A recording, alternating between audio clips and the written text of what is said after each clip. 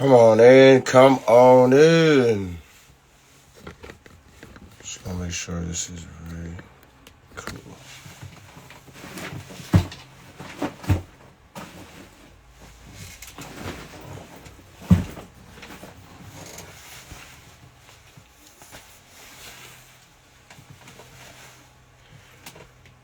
I'm going to give the people a few minutes to join the live. Also got to send this out to Coach Mitchell. Let me go ahead and do that now. But hang on tight, everyone. Hang on tight. We're going to start in a few minutes. Sorry for the delay. I had to make sure that everything was well. But you guys are rolling the hair fast. So if you guys just go ahead and send this out to everyone you know. Volleyball players and non-volleyball players are greatly appreciated. Hey, Coach. What's up? How are we doing today? Don't mind my voice, guys. I am a little bit under the weather, and I think I know why. Okay, I'm going to wait. I'm a little under the weather, if you guys can hear by my voice. Josh, what's going on, dude? Just came back from Atlantic City over the weekend, and for my club volleyball players, we all know how that gets. So I'm definitely just suffering a little bit of a cold. Nothing too crazy, but I said that I still had to, start the podcast today with a great coach. So let's go turn on the camera at 4:10. We'll turn on the camera at 4:10. Hey, cool, let's go about to broadcast. Appreciate it, dude. Appreciate it. Allie, what is going on? What's going on? Give you guys another minute or so to hop on in here. We're going to start it at 4:10. 4:10. Here we go.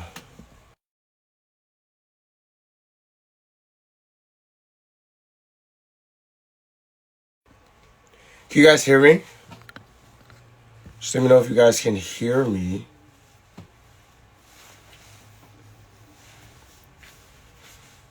Just let me know if you guys can hear me.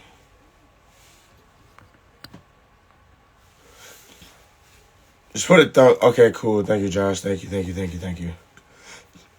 Alrighty. Well, we're going to go ahead and get started because I know we're a little bit behind. And I know you all know that I do have a special guest coming on to this podcast. So first things first, before I bring in our special guest, I want to just thank all of you guys for the support that you guys have given me on this coaching journey of mine. I also want to thank all of my players and teams that I have coached or still coach currently. You guys make me such a better coach. I learn things every single day. So I just want to thank you guys. So shout out to UCNJ.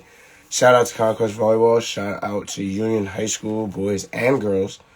Because I got the pleasure to coach both of those, both men and women's volleyball and at different levels. Shout out to GSC, coached there last year. And shout out to St. Thomas Aquinas as well. But shout out to all the players that I've gotten to coach over this past 3 years of my coaching career. I want to really, really say thank you for putting up with me and dealing with me. But again, you guys make me such a better coach. I love all of you guys. And we're going to go ahead and get this started. So for those of you who don't know me, I am Coach Jared. I know my Instagram does say Coach Spica. That's just something that I came up with when I was in college, as a college volleyball player. If you guys want to know what Spica means, there's nothing crazy. It's just like, I don't know, like Spica, like how they say it in anime, right? So I am Coach Spica, but you guys in person can call me Coach Jared.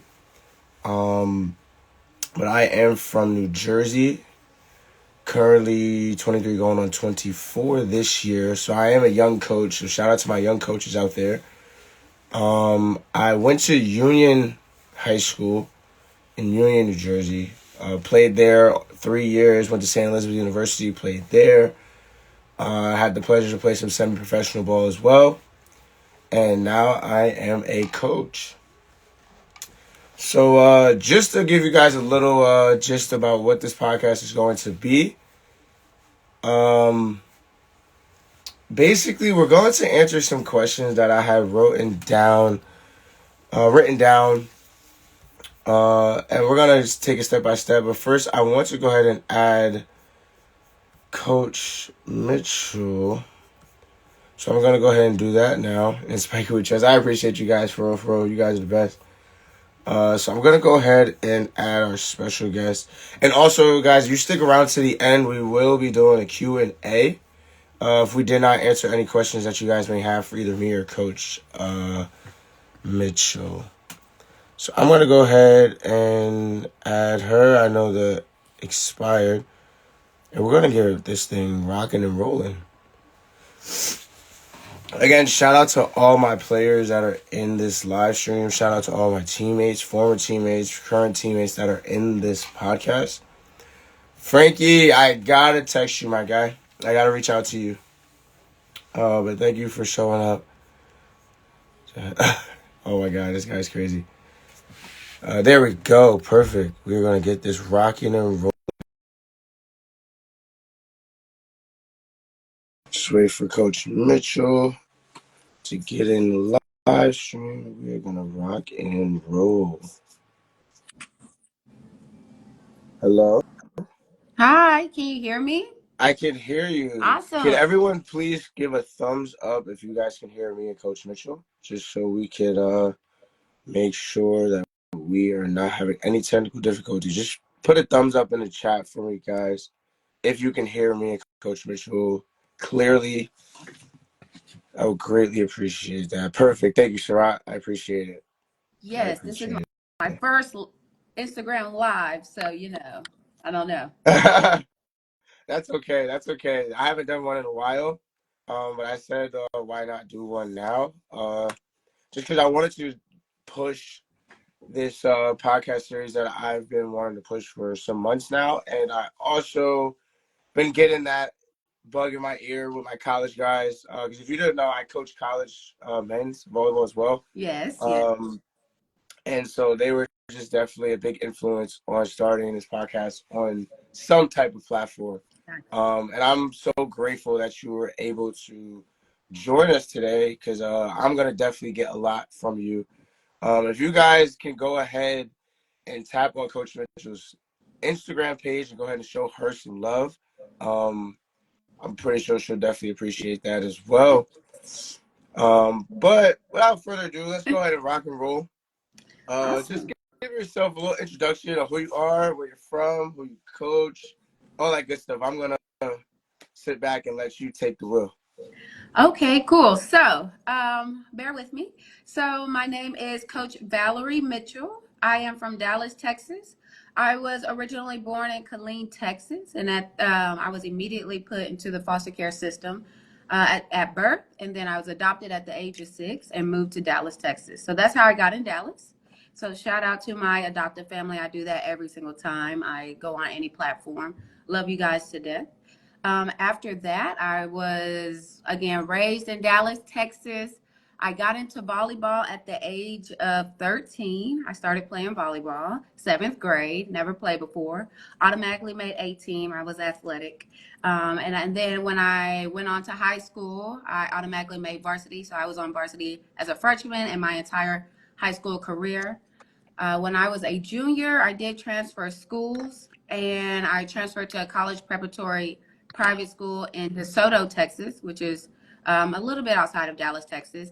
And at that school, I did win 2 state championships in volleyball. I got to see that coach here recently, so that was a cool thing. But I do have 2 state championship rings in volleyball, one of the best defensive players in my area for it. Then I went on to college. I played club for Angelo State University before I suffered from my first total knee blowout. Blew out all the ligaments in my knee, had surgery freshman year.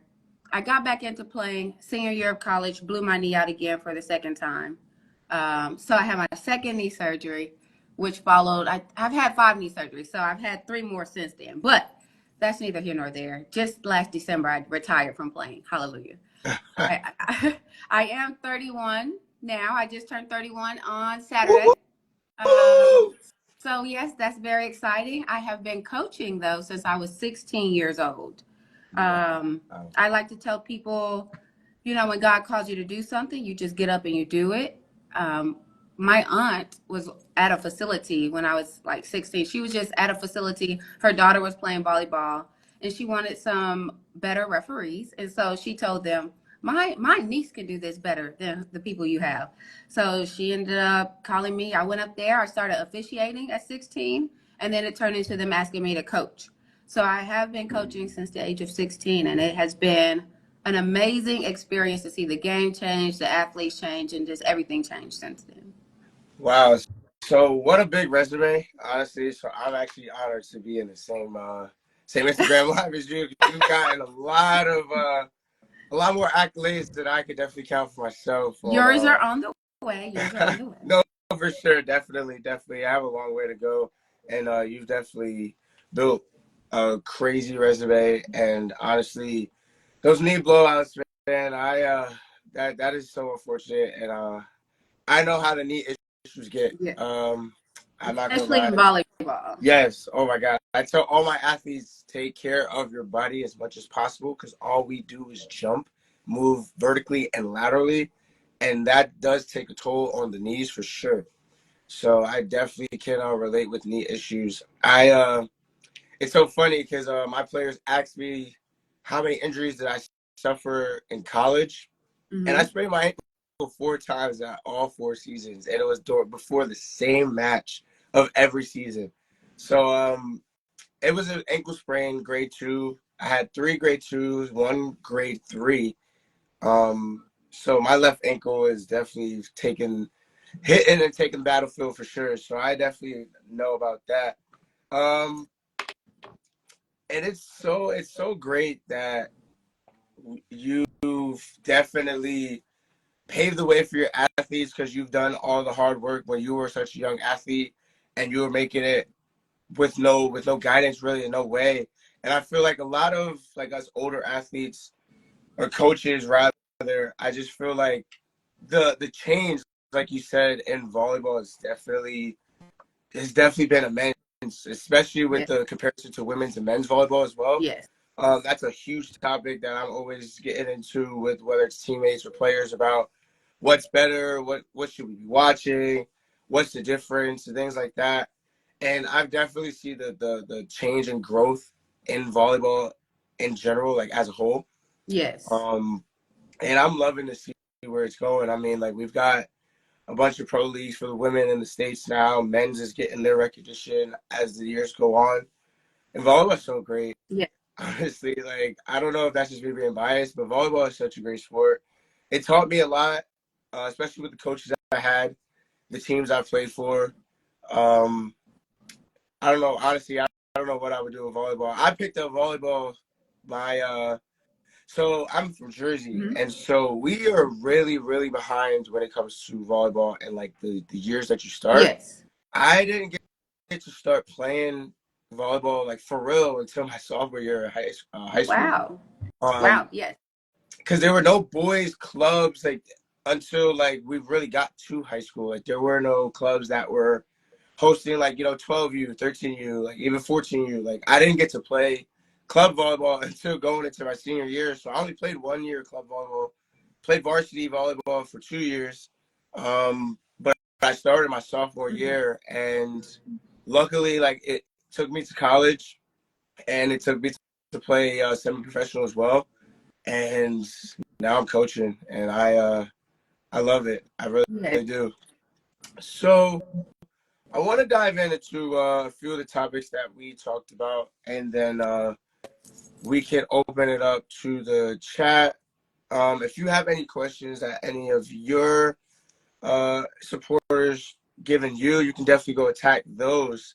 But the first question I do want to start with, just to get the table going here, is I want to ask why you got into coaching. Like, what was that Okay. spark that like said like, okay, like I'm gonna get into coaching, or what was the opportunity that allowed you to coach? Yes. And so that's what I just highlighted a little bit ago. But again, my aunt, I was officiating at first as a 16-year-old girl. Then they were like, "You seem to know the sport. Do you want to coach too?" And it was at a recreational facility. So I was like, "Sure, okay, I'll coach."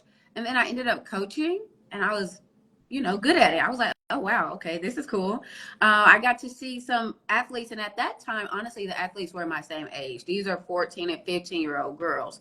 So that was such a powerful thing to do, having to coach someone your own age. That's a task in and of itself, getting people your own age to listen to you, buy into what you're saying. So I ended up coaching those girls. It taught me a different view of the game, which I definitely loved. And I actually did get to see those girls improve by the end of their season. And then I still talk to those girls till this day. Again, we're the same age, but there they go. You're the one who taught me everything I know about volleyball. And so, and you the one who taught me how to have confidence. Like confidence building is like something that I'm super important on, especially with young women. I think it's very important. So just seeing that I taught them volleyball, but also I taught them different attributes on how to be a better woman. That is something that I have honed in on my entire coaching career. Even if I go out now and I'm recruiting, I will tell parents and athletes, my job is to make you a better woman. And if I make you a better volleyball player in the midst of making you a better woman, then cool. But if at the end of this, I only made you a better woman, then my job is still complete at the end of the day. But after, after everything's done and said, they come out better women and volleyball players. And so that has just really kept me going, the highs, the lows. I won't say I haven't taken a break, taken breaks from coaching because I need to readjust, try to stay acclimated with this very fast paced and ever changing game. It's not the volleyball that I play when I got my rings. In a few years, you're going to look up the game you have to teach. It's not the game that you played. So you're going to have to understand how to continue to be evolving in all of this and be willing to change with the game, be willing to go get trained as a coach again, and not have like an arrogance about yourself. I can have arrogance and say, I'm a 2-time state champ. I don't need to go to any training or I don't need to go do any of this stuff. But being humble enough to continue to learn the game and where it's at today. So yes, officiating got me into coaching, and I have enjoyed every step of the way. I forgot to mention earlier that I've coached for a lot of different clubs and schools, but in 2020 I did open my own Fostering Dreams volleyball club, and I was one of I would arguably say I am the youngest Black female owner at club volleyball in Texas. Nice, nice. We love that. We love that. We definitely love that. I so I love how you said that like the girls you were coaching, because you did start so young as a coach. So you started at 16. I had a similar route. These girls. So the first ever like coaching job that I had Mm-hmm. was last summer.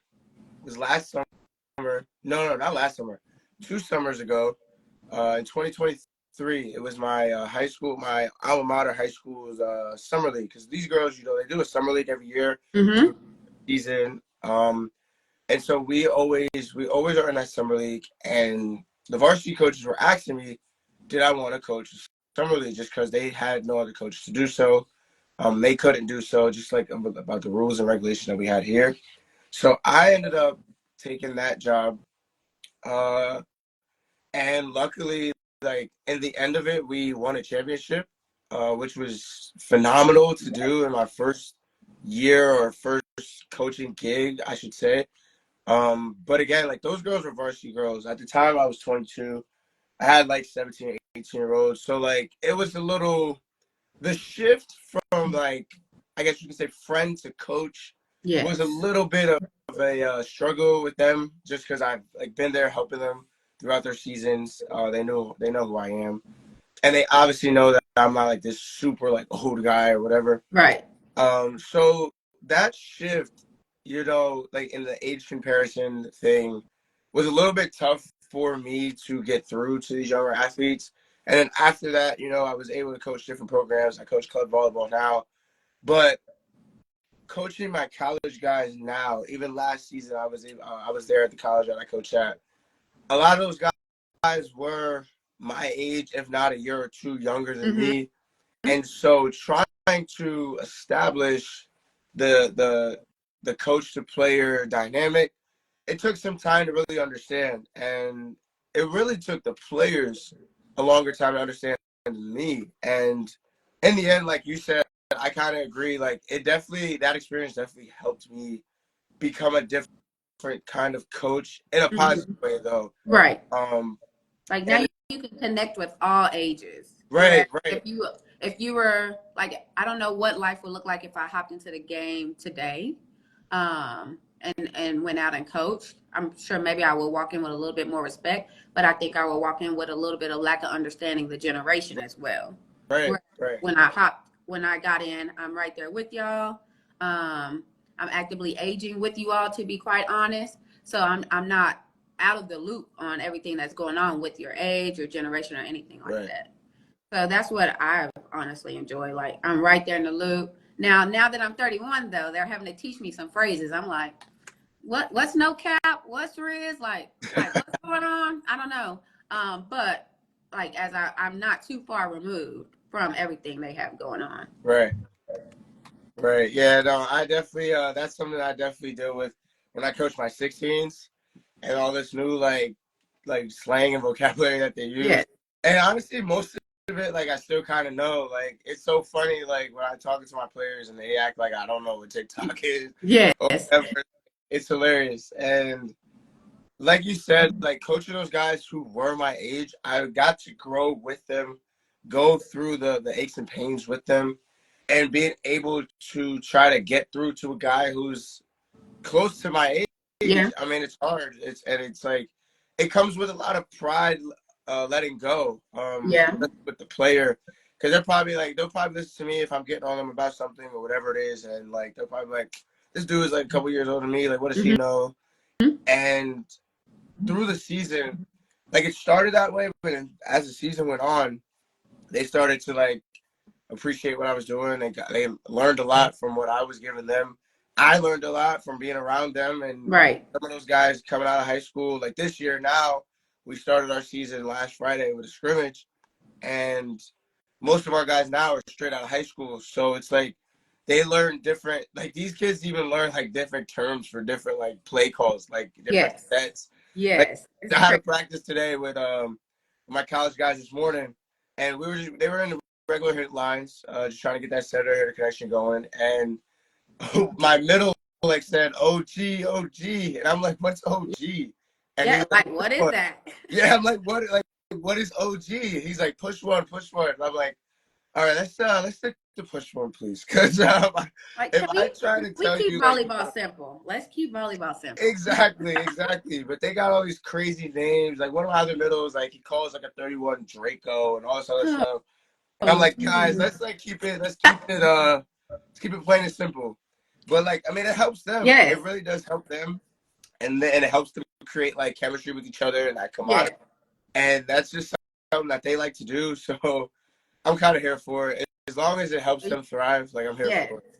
Like, Honestly, I'm here for it.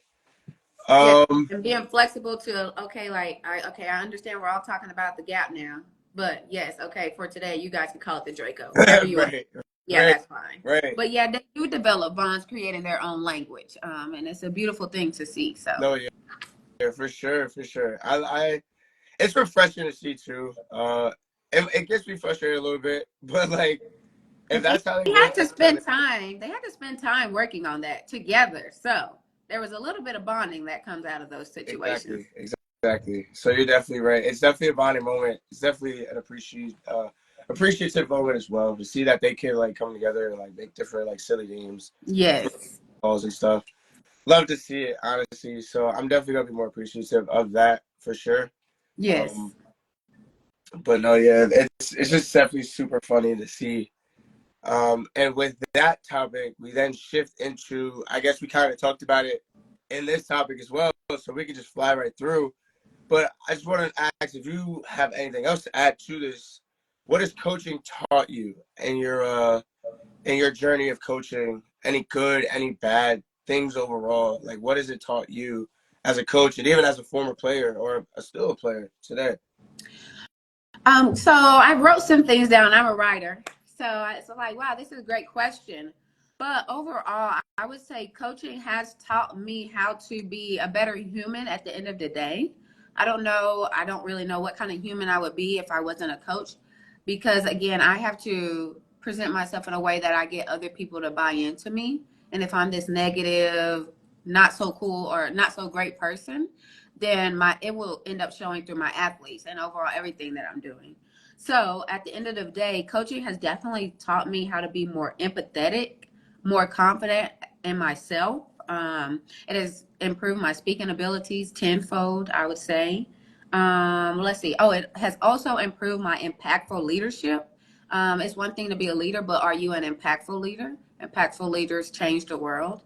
So it has definitely taught me and improved me in all of those areas.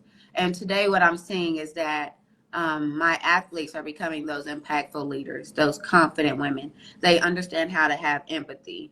Their speaking abilities, that has been one of the most beautiful things I've seen change in my kids, because we are in the generation, or we're getting those kids right now that were impacted by COVID the most. So you might have been in fourth or fifth grade when you had to go be closed off in your home alone, no social skills. And now those kids are like in high school. And I don't know if you've just been in gyms and you might meet a kid and you're like, yeah, what's your name? And they're like, and I'm Yeah. dude, what's your name? Like, let's go with the communication. So finally starting to see the communication skills come back to life, them not being scared to stand up and speak about whatever the topic may be. I am a talking coach. You might have just saw one of my videos. I make those girls talk every single issue out. And I got to sit back and listen to my kids at their last tournament from that video. And they were able to, everything that I would have said to them as their coach that moment, they actually took it right out of my mouth, to where all I had to do at the end of that conversation was, well, since you guys know exactly what needs to happen and you were able to voice it here in this huddle, well, let's go get to business. Right. So just seeing that, and they're 15 years old. So it's definitely Yeah. possible across the ages. That work started when they were 12, though. So I don't want to anyone to misunderstand that. It took 2.5 years Right. of teaching them communication, teaching them leadership, holding them accountable. That is one of the biggest things. Holding your athletes accountable, especially no matter their age, no matter their skill level.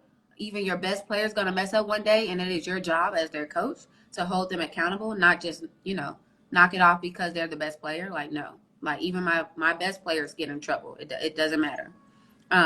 So putting in that work for years, or no matter how long it takes, and it taught me patience, because I'm like, okay, I want it done now person. Like, let's go. Let's get into it.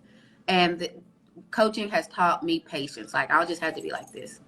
Or you might want to see it today, and you'll finally see it on your last day, your last tournament, last match. And you're like, wow, I thought I was never going to see this. And you finally get to see it. So it's definitely taught me all those things. And again, I don't know who I would be without it. Yes. Definitely agree. Definitely agree with a lot of points that you said. And something that stuck with me big of what you said was the impact that you have on your athletes. Because I listen to a bunch of podcasts and I try to do as much studying as a coach as possible. Mm-hmm. And the last podcast I was listening to, it was with Louisville's co-head coach. His name is Dan Yeah. Meskey. I'm a real fan. And he was talking about how basically how to just model what you want your players to be. Because at the Right. end of the day, like, you are your team's biggest leader. Right. Something I've definitely learned, and that's something that coaching has taught me through the years of coaching. This going on my third year now. Mm-hmm. Um, you are the biggest leader for any team you coach, whether it's a club team, whether it's a high school team, rec team, whatever team it Right. is, biggest leader. And I took that.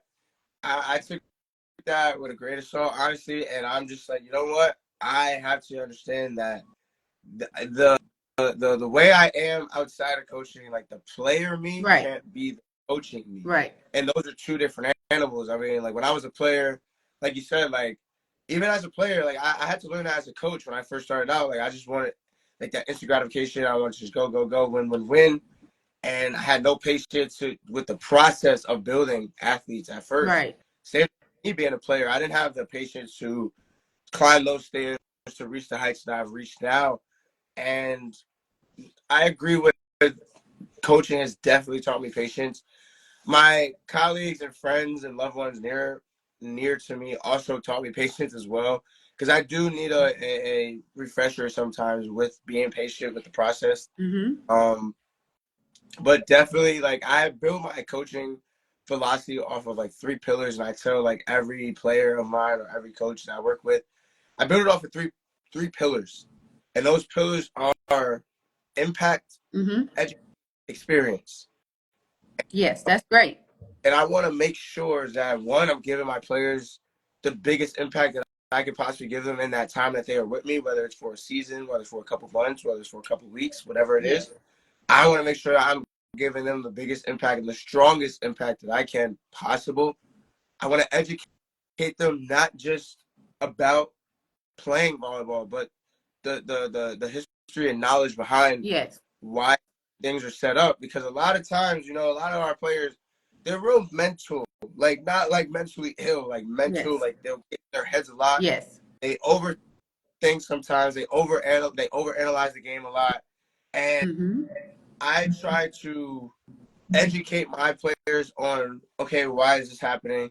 I try to go to games with my Yes. players. Like last week, my a couple of my guys we went to an NJIT game against GCU, and one of my players asked me, "Hey, coach, why did I think he said, why did he asked me why did they like triple block on the outside or something like that?"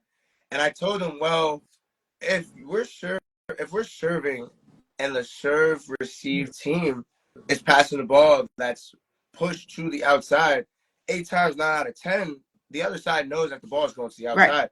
So instead of just setting up a double block where you have more holes in a triple block, that's the reason why they did that. Just little questions and things like that. Right. Try to help them understand why certain things are done at the highest levels. Because there's no sense of, you know, that outside guy on the opposite side to just peel off and cover when we can set up a big block in that front row because we know where the ball is going. Exactly. You know what I'm saying? I would And agree. so, like, little things like that as to why, you know, the men set up triple blocks a lot, especially on the pins, because they're setting the ball out of the camp. Well, I like to call it the campfire, Yeah. the little center of the court. You know the ball is going to the outside 8 to 9 times out of 10. So I explained it to him. He got it. And so I try to educate my athletes as much as possible on different things as to why this, why not this, things Yeah. like that. And then, like I said, the last thing was the experience. I want to give my athletes an experience that they are going to remember. Yes. For the rest of their Exactly. lives. And it's something that they could use if they decide to be coaches, if they play at the next level, or if they play for a different club, things like that. I'm so big on experience when it comes to, especially my younger athletes who might not understand it now, but who will understand it later. Right. That's the type of athlete that I was. Like, I had a coach who would, like, you know, get on me for the things I would do. You know, my high school senior, I think I'm there, and he's like trying to like give me that sense of reality, like, dude, like, you got a long way to go before you get there. And in the moment, I'm like, well, you know, I'm on county, I'm on state, you know, our team's doing well, like, we're good. I thought like I was there, but then when Right. I got to college, there was a bunch of older guys who got a lot of different experience from other places, and I had to be submissive at first when I went to college and learned from those older guys and learned that I might have been the dog in high school, but college is I'm a small fish in a big pond. Right. I got to really make sure that I understand the adjustment. And I took the experience of my coach being so hard on me in high school to college, and it created a lot of discipline, self-discipline, self-mental strengths, things like that. And I try to just build my coaching off of those three pillars. So we do share a lot of values when it comes to coaching our athletes, and that's something that I really love. Patience is again another one too, and honestly, coaching is an experience in its own, Yes. for I sure. also believe it's a calling. Coaching is a calling. Oh, it definitely is. It definitely is for sure. Definitely is. Um, and yeah, as we move to the next question, I think we have two more, and then we'll open it up to the chat. Yeah, three more. I wanted to go with let's go with that, and then we'll go that, and then we'll go that. Yeah, perfect. What was the most success you've had being a coach? Now you can say you can base it off of record or like accolades or wins or whatever you want to call it, or you can go off of progression, Mm-hmm. or you can talk about both. It's up to you. Because I know that's Now, it's like you can see in my notebook over here. okay. Okay, so what I did write down after processing this question is the most success I would say I've gotten as a coach is getting athletes to believe in themselves when every other coach they have had couldn't get them to do so. I would say I do get a lot of athletes that are coming to me and they're kind of on their last leg, like, man, if this doesn't work out, I'm out of here. Or no coach really believes in me. They just want me for either the dollar sign, the this, or that, or whatever. So my success as a coach is definitely getting athletes, specifically young women, to believe in themselves. And so I said in my notes, wins will come and go, but the impact that you have on each life you encounter will last forever in this sport and in life. So my success will never be determined by a scoreboard. My success would be determined by what these women grow up to be one day. So that's definitely how I answered that question. And like I told you earlier, I'm proud of how confident my athletes have become, how well they speak, they're leaders in their community. But outside of that, I did highlight just recently, I received my first coaching accolade Yes, from yes. So that was very awesome. Just an experience. I don't know. I'm still processing that experience. I know I've been out here like head down, grinding, working to build this program in Southern Dallas County in the South, somewhere no one wants to go train kids at. And I never really stopped to look up for air until I got an email that day receiving this award from the Junior Volleyball Association and the American Volleyball Coaches Association, where I won, what was it? I won the 2024 Diversity Award recipient. And it's basically for my work that I've done in Southern Dallas County and implementing these programs, bringing competitive volleyball, because it's one thing to bring volleyball to an area. Are you bringing competitive volleyball, which we all know people want to charge thousands of dollars to do? Are you able to bring competitive volleyball to an area and teach those people how to compete on a national level? Just earlier today or yesterday, I was even checking the ranks, and for the first time ever, one of my club teams or my national club team is up there with the other names. They took ninth place over the weekend in the gold bracket, which is they're slowly but surely climbing up the ranks. And we're starting to get those questions of who are they? Where are they coming from? How are they getting those girls to compete down there? We're teaching them to believe in themselves, then to believe in us, and then we're starting to see the fruits of our labor at the end of the day. So that is definitely how I would explain the most success I've gotten from this. Oh, and to add a little tidbit onto that, within the last 2 years, I've gotten the blessing to staff my own programs. I am the director at a school, and so I kind of handpick some of my coaches there, and I have been able to expand my staff at my club, and so I've gotten into mentoring other coaches, and I would say I am starting to see that, like, just seeing them go out, coach, seeing them now change other people's lives. They're all up around your age, around 22, I think. Yeah, 23 to 22. And just seeing them go out here and be amazing coaches. And then they come back and tell me, like, you're the one who taught me how to, connect with my athlete this way or this way. Is opening my eyes up to a whole new level of coaching, not only athletes, but now I'm also coaching and mentoring other coaches. And that has definitely made my heart full. I'm not gonna lie. So yeah.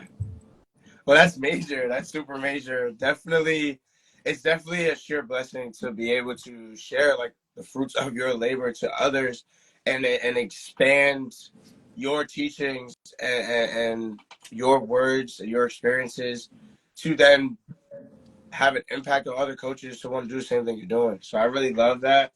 Definitely touch the masses for sure. That's one of my big goals coming out of coaching. I definitely want to touch the masses. Like everybody asks me, well, you're gonna do this coaching thing for real, right? And I said, well, I hope so. I mean, I'm taking the steps right yeah. now to So that's the goal. And definitely, I want to do it just like for me, but I also want to do it for our people. Uh, Correct. to reach that higher height, with impacting and being a voice as a coach in volleyball. Because a lot of people like us didn't really grow up playing volleyball. I mean, No. No. No. for those of you who are watching, I mean, you guys kind of they're like growing up for me at least. There was a little stigma around volleyball, who can play and who should be playing. Yes. Definitely, though, you've experienced it too, but it's like it's getting so diverse. I Mm-hmm. mean, it's like it's touching different areas of people. It's surging like a rocket for real, and it's crazy to see. And with that question, it has me think now. Like, I've gotten very successful seasons on Right. paper, but I've Right. got very successful seasons in progress. Right. And um, so the most success I would say I had, now thinking about it, would probably be when I coached my freshman boys last spring. Okay. And I say that to say, well, I know I didn't say a team, but just like most success, but it was that group. And I say that to say these were a bunch of kids who came into volleyball knowing nothing. Right. Like, a lot of kids, when I asked them why they played or why they decided to try out, a lot of these kids, they said that they watched Haiku, that volleyball anime. And they were like, I watched Haiku, and I wanted to be like that. And Yes. I was like, okay. Well, that's a start. That's definitely a start. So I'm not mad at it at all. But that was kind of like the outlet that the kids around me had with Yes. volleyball and like playing and things like that. So that was kind of funny to me. But I was like, okay, cool. So we're gonna make you look like Haiku volleyball. Yeah. And so these were a bunch of kids. A lot of them, played other sports. Like, I know I have a few that play basketball now. I had a few that played soccer, a few that played football. So they wanted to do something in the springtime, and that group, they definitely built me the most as a Mm-hmm. coach. Them, and then it was like I said, the varsity girls I got to coach in 2023 summer. But Okay. freshman boys, they taught me two different things, and I'll touch on those really briefly, because I know we're winding down on time here. But the freshman boys, they definitely taught me a lot of Yes. patience, like a lot Yes. of patience. Because I don't know if you ever got, I would say the pleasure, but I don't know if you ever got the pleasure of coaching freshman I boys.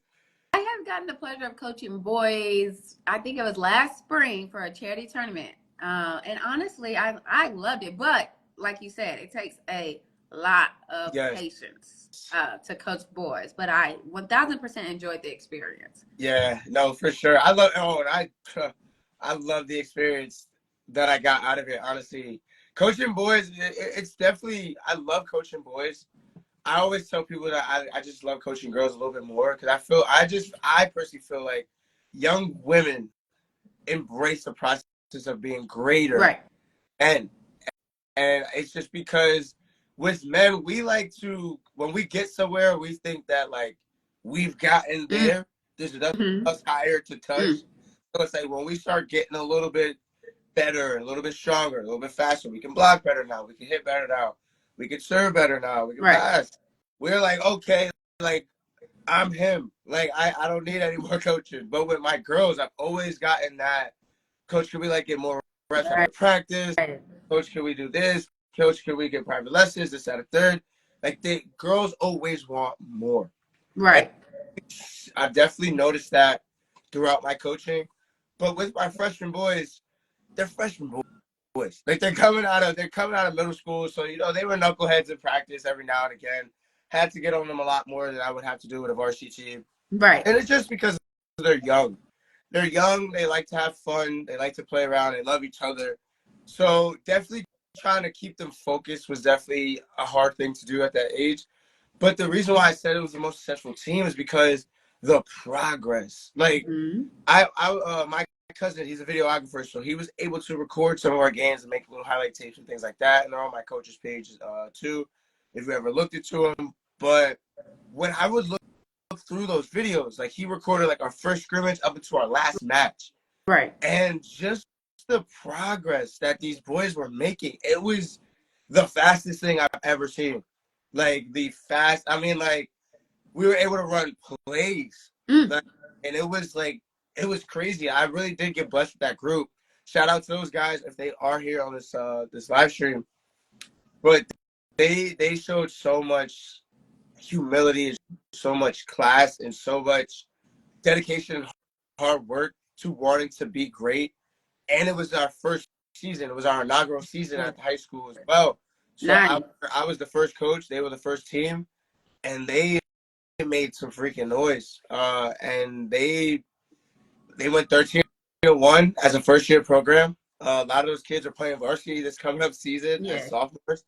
And that's what I loved. Like, forget about the record.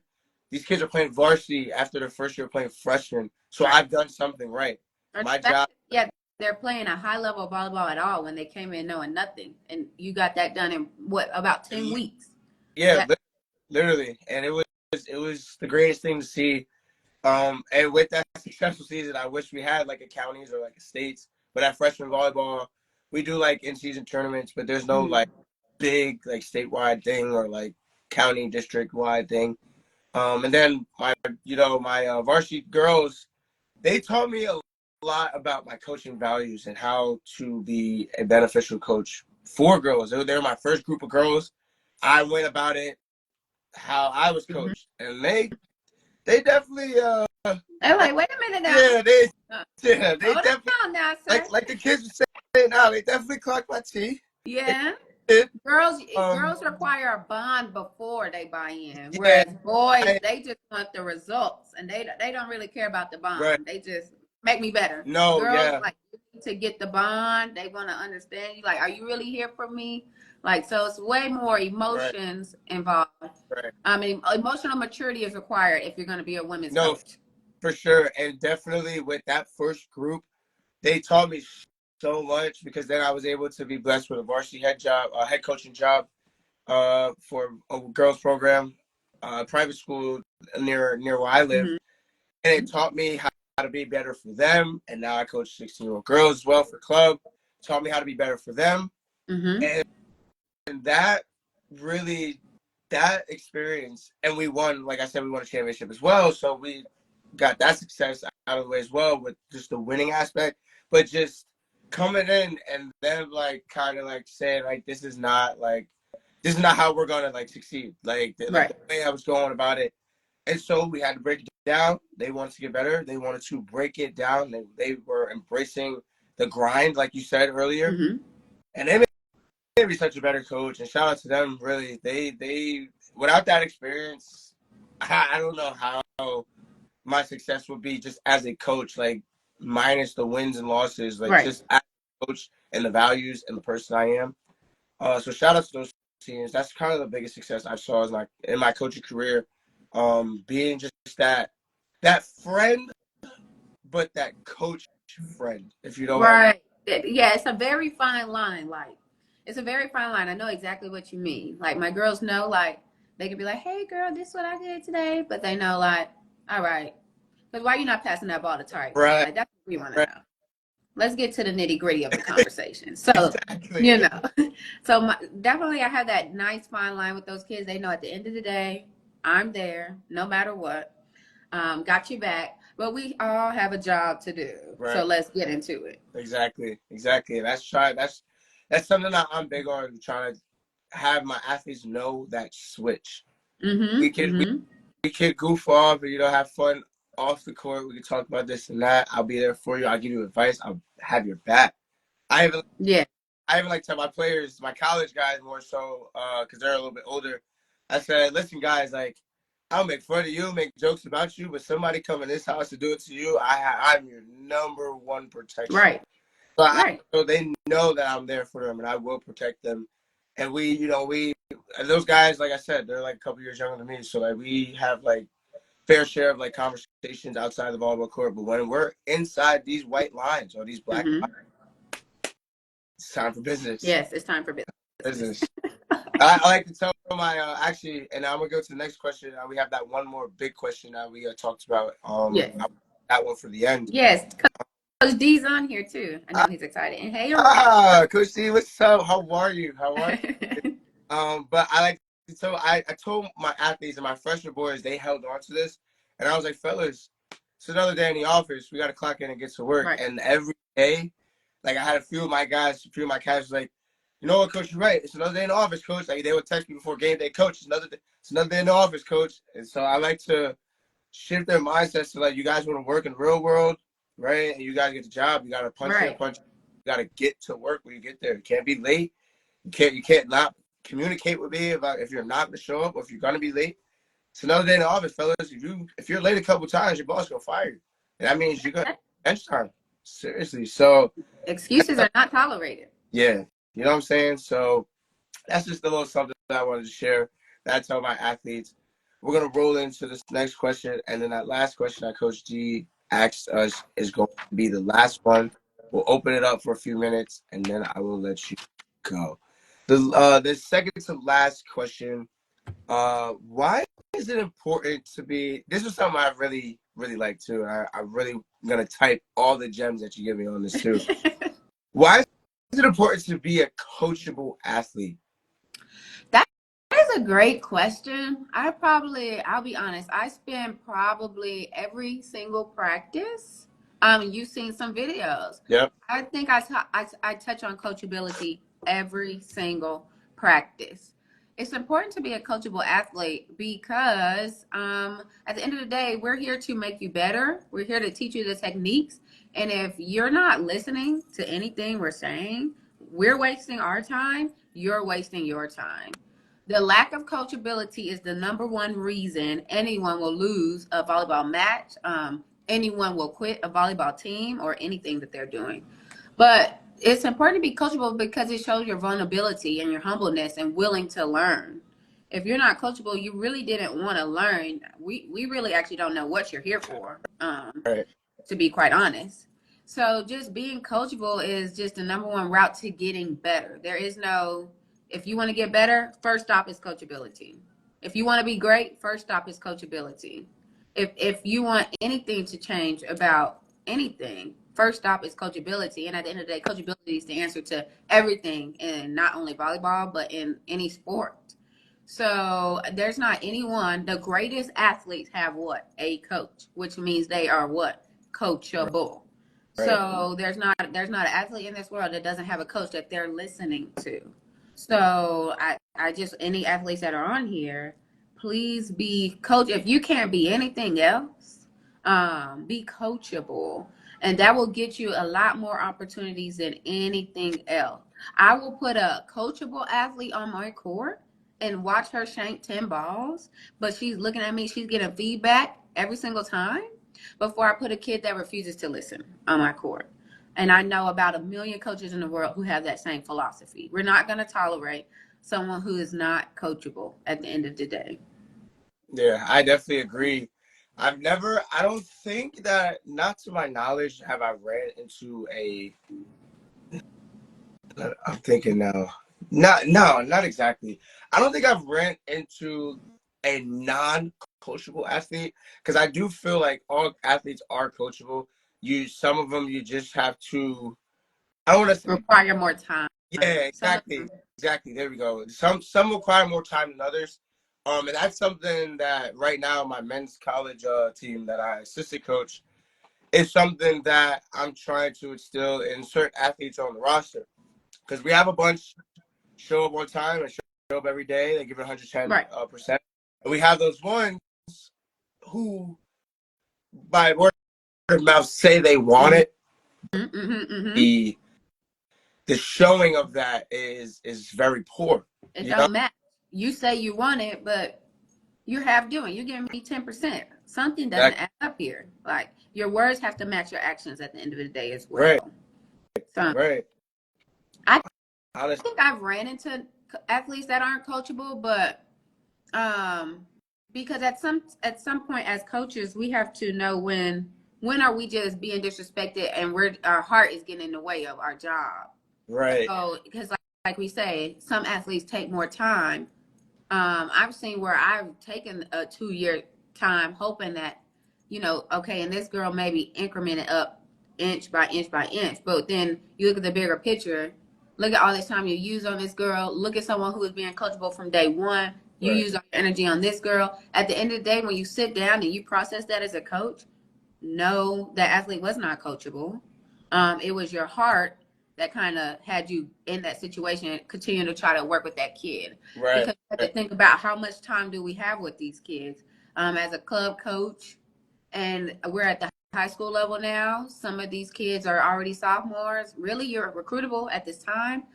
If you can't, I've changed my philosophy. If you can't figure out how to be coachable in this one club season, then I'm honestly done with you. Because if you can't be coachable for me right now, then you're not gonna you weren't coachable for your high school coach.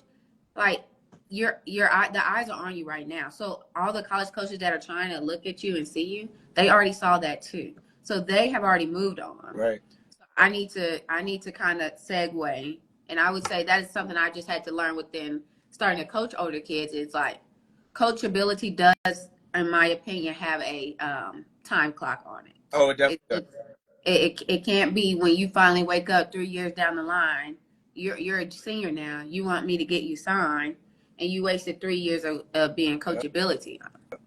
I no. So if I could give anyone advice, your coachability has a time clock. When you walk in that gym, you're asking a coach to make you better. Your coachability clock needs to start at that moment as well. Yep. And coachability is non-negotiable. Yeah, no, you're definitely right. You're definitely right. Honestly, you're actually opened up my eyes. I'm gonna start using that because Coach really definitely does have a clock. Because actually, now that you say that, it takes me back to my high school girls season back in the fall. Because over the East Coast, I don't know if it's the same thing for you guys, Midwest, but East Coast women's and men's volleyball play a different season. So Mm-hmm. Mm-hmm. our women's or girls, well, women's and girls, yeah, play in the fall, and then the men's play in the spring, like January to like springtime. Boys March to May, so like springtime ish. Right. So back in the fall, when I was coaching my high school girls, my varsity team, there was like there would be practices, my seniors would like show up late or they just wouldn't give it, like they just wouldn't give me what I'm trying to give them. Right. There would be days where I would like have a talk with my seniors. And I'm like, girls, your clock is really like the hourglass is running thin. Like I'd rather play my juniors than my two sophomores who have that time to get coachable, get Mm-hmm. coaching, and excel at a younger age where you guys are going to college next year and you guys are trying to get to college and play in college. It's tough to really try to coach that in a season. You're Right. trying to have them understand what coaches and colleges are looking for. And it's funny that you say that too, because I do believe that it's important to be coachable for the recruiting aspect of a lot of things. Because I was just talking with the head coach of the team that I assist the college team, and I was talking to him today, and I said, because I was just going down my feed, and there was a kid that I had followed that we were trying to recruit, Mm-hmm. and I looked at his page, and I didn't see like a college commitment anywhere. So I talked to him today, and I was like, "Hey, what happened to so and so?"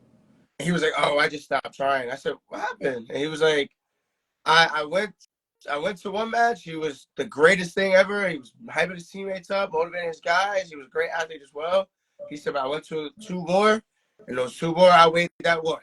And I was like, "Why? Like, what? Like, was he like not good?" Oh, he said, "Oh no, the kid was great, but like he was just giving me that lazy effort. He wasn't really like being a team player." So he said that's why I ended up going to more matches. I want to see how this kid is down the Right. stretch, and it made sense to me. I said, okay, it makes sense. Right. I don't really say much about it because I mean it's like if you're not, I like try to tell my athletes if you're not going to be high energy, high motivating, determined, all the all the things that are making you a great person and a great athlete 24/7, then you're gonna have days where all right, you're giving me 110 today, only giving me 50 here, 75% today, 10 here. I want you to try to instill in yourself this 24/7 mentality. Right. I gotta be the greatest player that I could possibly be, and that's off the court work. That's motivating your teammates. That's getting the schoolwork done on time. That's getting the grades to do so. That's showing up on time, asking your coaches for more, things like that. I try to instill greatness in everything they do because I'm a son. I'm a coach. I'm a player. I'm a teacher because I work at a Right. school. I'm a partner because I have a girlfriend, Right. and I have to make sure that I am this great person for every walk of life that I step into. So Mm-hmm. that way I'm impacting the lives that I get to interact with on a day-to-day basis. And two, to help me learn more about me and how I can be with other athletes and other coaches and other people in general. Right. Um, so I try to instill that to my athletes, and being coachable is definitely something that has a time on because you get to a certain age where you just are stuck in your own way. Um, so I definitely agree and I definitely understand that. And hopefully, like, honestly, I'm hoping that I do get a coachable athlete, not for the sake of just like, oh, well, why? Like people ask why. I want to be able to build Mm-hmm. that athlete and Right. have to understand why it is to be a coachable athlete because I haven't really had that yet. But my coaching career has really just begun, so I Mm-hmm. definitely will get that as the years go on, and I'm ready for it. And I'm honestly going to embrace that process. I will say working with non-coachable athletes taught me how to alter my delivery, um, alter my delivery, evolve my teaching methods, get them to be maybe 10% coachable for that season. But when it comes down, because I'm not only a coach, I'm also the owner and director here. So like if you're playing on my team, that's something that the athletes have to realize as well. I'm making decisions for next year's squad as well. Right, I'm not just the coach of right, this team. If I notice that this is how and then this is how you're treating the owner and director of this establishment, I'm going to do what I need to do for that season. I'm going to get you to be 10%, hopefully 10% or whatever percentage. Clearly, it didn't end up being 100%. But at the end of the day, I tell my kids every single day, every single moment you're in front of that coach is a tryout. So, unfortunately, at this point, when it comes down to evaluating this as a tryout, you've been cut because you showed me for 6 months you just can't get the job done, and it doesn't matter that you got the job done on last day of this tournament because you showed me what you're going to be consistently 90% of the time. right, right. So that's what, if any kids are on here, always know that if your coach hasn't said this to you before, any moment that you are in front of your coach, it is a tryout, and you need to carry yourself that way and understand that they're always looking for your replacement. I saw one coach say, it's my job as a coach to find your replacement. It's your job as an athlete to make sure that I don't find one. I wrote that down. I like that. I like that a lot. I like that a lot. I really do. I agree with everything you said. And this now takes us to our final question of the day. I know Yes. we are reaching the hour mark now as I started the live stream at 4:10. It's 5:10 now. So we're going to end with this question. It's not too many people here, so we shouldn't have that many questions in the Q&A. If we do, we'll answer them. If not, I appreciate all of you guys for sticking around. The ones that did stick around, appreciate all Mm-hmm. hop in and out of the live stream as well. Before we just wrap up with this last question, if you guys have any questions, write them down, or you can type them in the box below, or you can type them in the chat as well, so that way it stays there. But we're gonna hit this last question. If you guys have any questions, again, like I said, put them in the box. And with that, this last question, Coach D, I hope you're still out there. This question was a great question.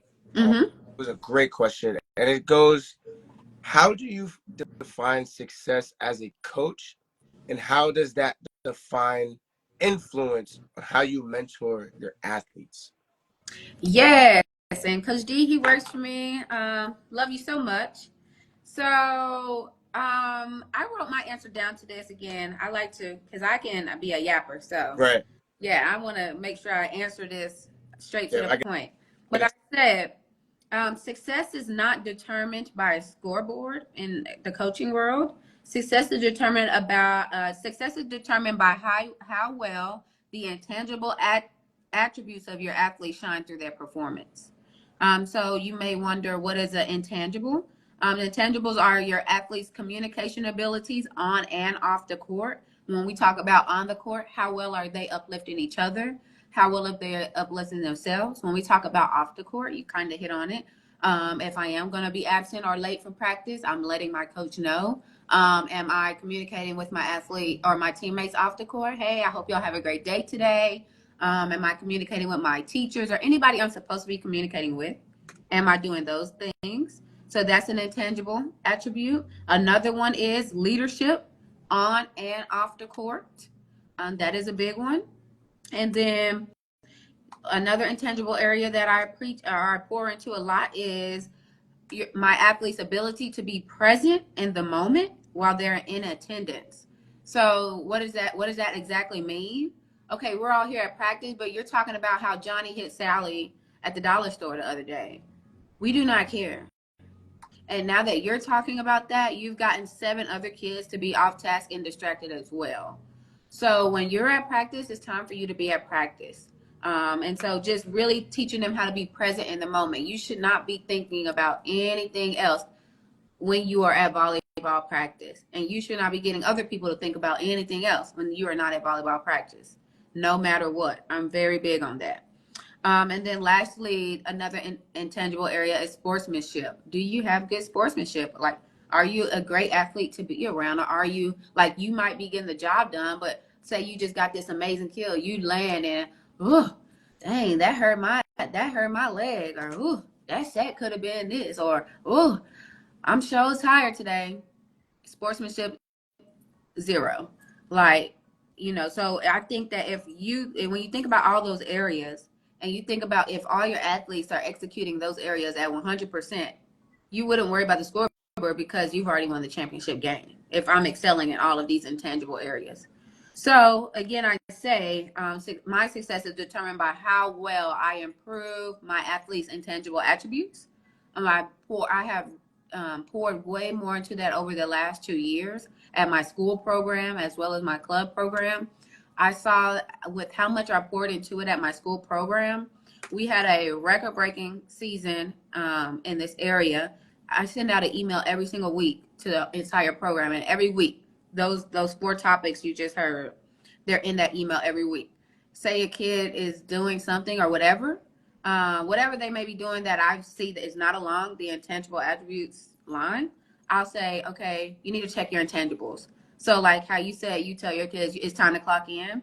All I say is check your intangibles and then come talk to me. Check your intangibles and come talk to me. And so we've gotten to a space where, they'll even say to each other, your intangibles, no. So I think, once you improve on all those areas, you'll have a great, great team.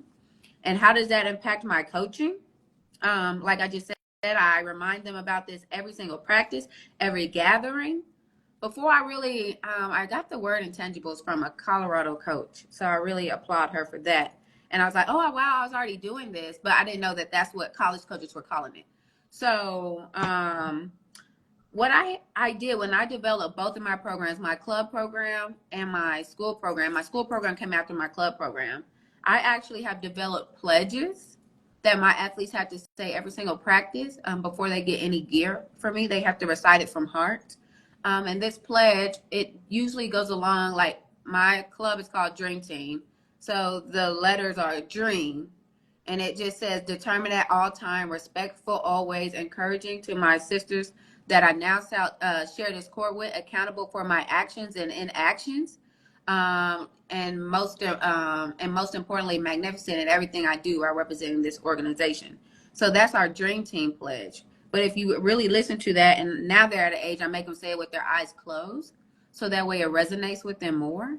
All of those things hit on the intangible attributes of an athlete.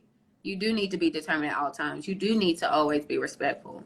You do need to always be encouraging. My favorite one is accountable for my actions and inaction. When they were 12 years old, they didn't really know what they're saying. But now that they're 15, they're like, wow, that phrase hits more and more every single day. Because like I am accountable. Like if I forgot, like we actually have homework at my organization. Every single week, they have to turn in a weekly mindset worksheet. It's about 8 questions that really preps their mind for the entire practice week. And I can share that with you if you want it. And then they also have to complete college game worksheets. Depending on what tier they're on, if they're new to my organization, they have to do it every week. If they are returning, some of these girls have been here 3 or 4 years, they get to do 2 a month by the 20th. But either way, you're getting on there, you're watching a college game, and you're actually like going through almost similar to a scout report, writing down all this information about these games. Because I can't be with you 24/7.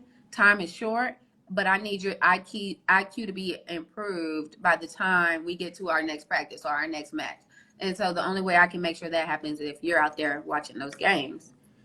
So if you didn't do your homework, oh, now you have laps or you have burpees, you have bear crawls or anything like that. But you're accountable for your inaction.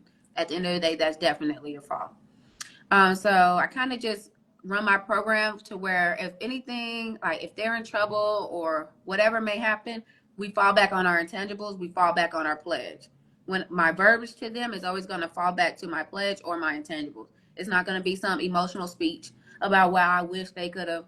No, you just weren't accountable. That's what you weren't doing, or you failed to be encouraging to your sisters. So that's what you were doing, and it works really, really well in our programs. I've seen it change their lives, in my opinion. Yes, definitely. Definitely going to need that because I do assign my groups homework assignments as well, whether it's on the game or about themselves as a team, building team. Mm-hmm. Like I know me and my assistant coach that coaches with me, with the club team I coach for, we gave them homework assignments on doing chants, Mm-hmm. and like handshakes. Something I implement too in like the beginning of my practice is I tell the girls like they'll do their stretches, they'll do their dynamics, they're stationary, they'll run their laps. Mm-hmm. But before they touch the ball, they have to high five every last single one of their team. Yeah. And I told them that the reason why I have them doing that is because you're not only playing for yourself, but you're playing for your sisters, Correct. 1 to 13, 1 to 14, 1 to 15, however big the team is. And if you don't acknowledge your teammate and high five them and know that they're doing a good job, and you're trying to do the same job that they are doing, and you're trying to do that together, Right. that is the sense of togetherness. We're like acknowledging, okay, let's go. We're ready to work today. I got your back. You got mine. Right. Things. So I definitely do install. I guess that would go into culture, even though I know we didn't get to talk culture. Mm-hmm. Maybe we can do another episode where we talk about. Yes, I did a huge culture workshop this year. So yeah, I totally love to hone in on that. Yes, sounds good. So, but yeah, honestly, with that question for me, it's a little bit. It's not as in depth for me because I'm still trying to find my success as a coach, Mm-hmm. consistent success, not with the scoreboard like you said or anything, Mm-hmm. but just with my coaching abilities. But I would say as right now in the journey that I'm in, finding or defining success as a coach in my athletes is similar to what you said. I like the work outside the court more than on the court. Mm-hmm. Cause I'm not gonna say that athletes are born every day, because you have ones that are greater in different attributes than the next. Right. But ever, I like to say that it's one thing to hit a ball, right? It's another thing to teach a teammate how to hit a ball. But Mm-hmm. you can be like goes back to being coachable. You can be coachable and then help coach your teammate on something that your coach gave you Right. and show the leadership qualities and skills that we are trying to instill in you. Right. Then you're doing that work, and that is a successful team because then everyone will listen to everyone. They'll play for one another. They'll be together, and like I like to give this analogy, like this is a lock. Like Mm-hmm. we can't break this lock. You let no one go through this. You can let someone go around it or under it, but they won't go through this lock. It Correct. has to be one unit, one sound, and if we aren't doing this for each other, if we're not together, then we're not going to be successful. Correct. I feel like chemistry, camaraderie, togetherness builds a strong, successful team, and having a team full of leaders and installing those good leaders as Mm-hmm. well with your players. Because I mean, you can have your head coach, your coaching staff. They lead the way, they give the blueprint, but Right. sometimes you need those player leaders to get the team going. Because Because you're not in that white box at the end of the day. exactly. And sometimes, our players, they probably get annoyed with hearing our voice 24/7, and so probably heard it from someone who's their age and try to get to the same heights that they're trying to get, it works a little bit different, if that makes sense. So I really like just bounce off what you said. I really define the success as a coach and a player to be like those intangibles, like you said, the work that's done off the court that doesn't involve a ball. Them wanting to, like, even when we were talking earlier about their play call schemes and the things that they like to name, like those things make me happy and make me know that my players are being successful because they're taking it upon themselves to instill discipline with each other, to instill culture within each other. Just things that coaches sometimes have a hard time trying to set for a certain group. That's how I determine success, and how that defines the influence on how I mentor athletes and train and coach athletes. Again, like I said before, I try to model the discipline and the culture that I want to have with my players into them. Like, if we're going to have a hard working environment, then my guy, just know that this is not going to be easy. I'm going to get on you a little bit. I'm going to push you. And I ask my players every year, each season, give or take the team, I said, how do you, I open up and ask them, what do you guys want from me? What do you want out of this season with me being your coach? A lot of the teams I get, they said, we want you to push us, coach. Okay. So I tell them, if we're agreeing on getting pushed, I don't want you to break any part in that pushing process, because I am going to be on you. I'm going to be tough for you, but it's for your own benefit. And I want you to win. I want you to succeed. And I want you to be able to then be able to push yourself without being able to having to get pushed. So I definitely try to coach the way I talk to my athletes about how I want to coach and about how I want the season to go and what I want them to do as teammates, as brothers, or as sisters, give or take the team I'm coaching. And I look at it from there and I see how we started, because we could have started as a bunch of individuals here on day one. Middle to end of the season, we're one big happy family. We're succeeding on the court. We're winning games, but we're also building that chemistry, building that camaraderie, that culture, and things like that. And that's kind of how I define it and how I use it in my coaching day-to-day life. Honestly. Yes. I see here we have a few questions. Two from the same guy, one from one of my athletes, actually. So we have 3 questions here. Again, guys, if you guys are still on here, we're going to wrap this up in just a few minutes. Before I get into these questions, actually, no, I'll save it to the end. But if you guys have any more questions, you can add them in the question box here. But I'm going to attack these questions so we can move along with this. So the first question here is, why did you start playing volleyball? I guess I'll let you go, Coach Mitchell, and then I'll go second. And we kind of talked about that a little bit in the beginning, but we could just touch on it for like a minute or so. Maybe we don't have to talk too long about it because we kind of touched on it before. But yeah, he said, why did you start playing volleyball? So I started playing volleyball, to be quite honest. I want to say I was starting a new school in the 7th grade, and I had just so happened to make like 3 friends. Loving them to death, still talk to them to this day. And they were going to volleyball tryouts. And I'm like, dang, I don't have nothing to do. So I went to volleyball tryouts too. And then we all made the volleyball team. That's like literally how it happened for me. I didn't know anything about the sport. I just knew that my friends were going, so now I'm going. Right. Honestly, for me, it was a little bit of the same thing. Because I guess you could say like the coach at my school was trying to recruit me and my friend. My friend was 6'5" at the time. And I was a shorter guy. I'm only 5'10" now, so I'm average height. But he saw like I had a crazy vertical. So he was like, "Hey kid, you want to come play volleyball?" And I never really thought about volleyball. I was a basketball guy before I decided to play volleyball, and I had no interest in volleyball really. Like, I played it in the gym. It was fun.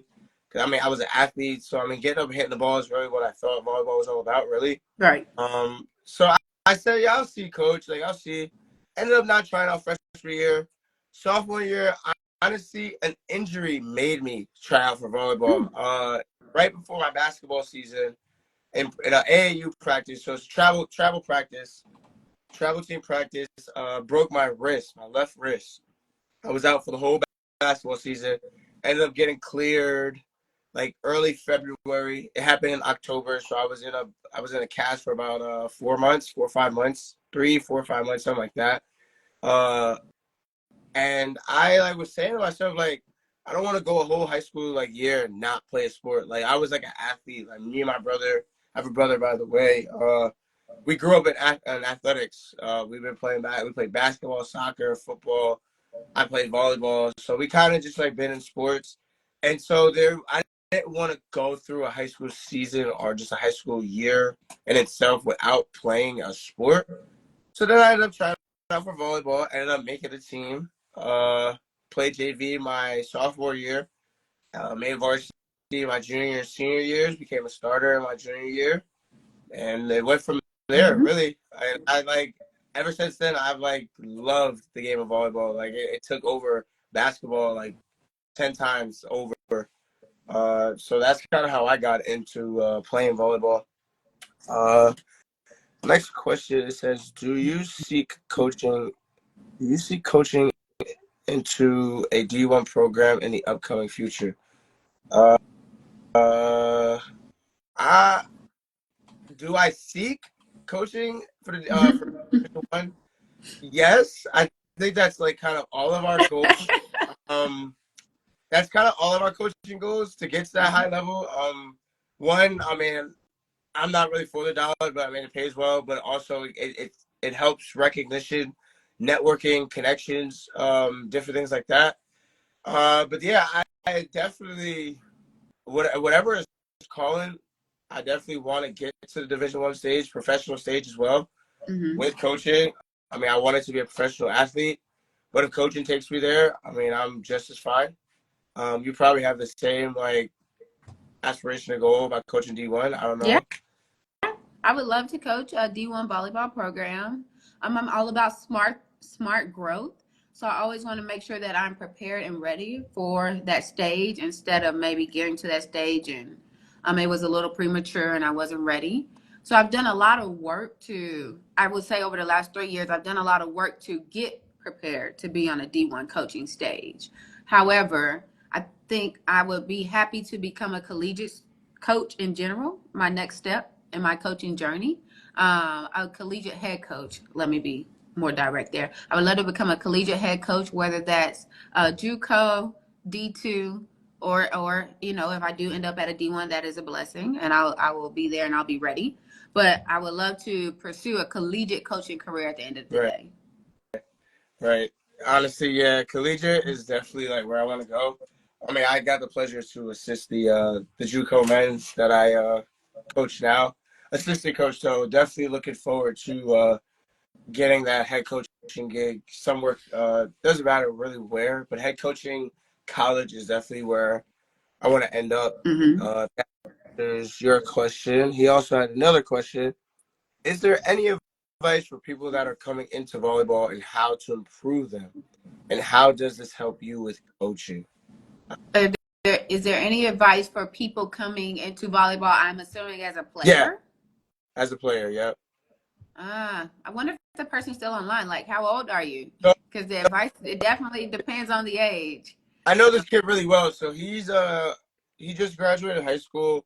Okay. This was a kid that tried out for our men's team because we did host trials. We kind of have to where I coach at. And he was a little behind the track when it came to just the fundamentals and the basics. But he was a great kid. Definitely came in ready to work. Always asked questions. Mm-hmm. Or I like hosted a clinic over the summer. He went out of his way to enroll into that. Got extra coaching. But he's a college kid. He's a college freshman. I think Okay. I want to say he's 18, 19. So he did. I don't think Nadir, I don't know if you're still in here, my guy. But I don't think he really got the experience to play in high school or like club or anything. So that's kind of where we're like sitting with that. Well, I would just say at the end of the day, it seems maybe y'all are at the same campus. I would, oh, yes, Yeah, he's still here. Maybe y'all are at the same campus. I'm not sure. But at the end of the day, when it comes to chasing your dreams and your goals, you shouldn't let anything stop you. No is just a delayed yes, if you've ever heard that phrase. So at the end of the day, if you want to make this team at this school, you should be in the gym every single day. You should be outworking your competition at the end of the day. You should have a no days off mindset until you have accomplished your goals. Don't be a person that is like, I don't have anyone to go to the gym with me or this or that. You need to figure out how to get it done and get it done, because there's someone out there that's definitely figuring out how to get it done without worrying about the things they don't have to get it done. Right. So I would also encourage you, something that if you were my athlete, I would encourage you. Okay, I understand I didn't make the team. Is there any way I could come possibly be a practice player? Can I come shag ball so I'm still listening to the knowledge? Can I come? How can I still figure out how to get into that facility without being in the way, of course, in a capacity that they will allow me? So I'm still soaking in all this knowledge and everything, and still being around the people that I want to compete with one day. So just not don't stay invisible during this time. Figure out how to get back out there, be in the space with those people, and then again put in the work. It's going to take a lot of work, especially for someone who didn't get to play in high school or a club or whatever. You're going to have to work out a lot. You might have to do 2 a days, but be willing to do that. Right. Right. I agree. And Nadir, I know we've had our many fair share of talks. Again, like Coach Mitchell said, it's really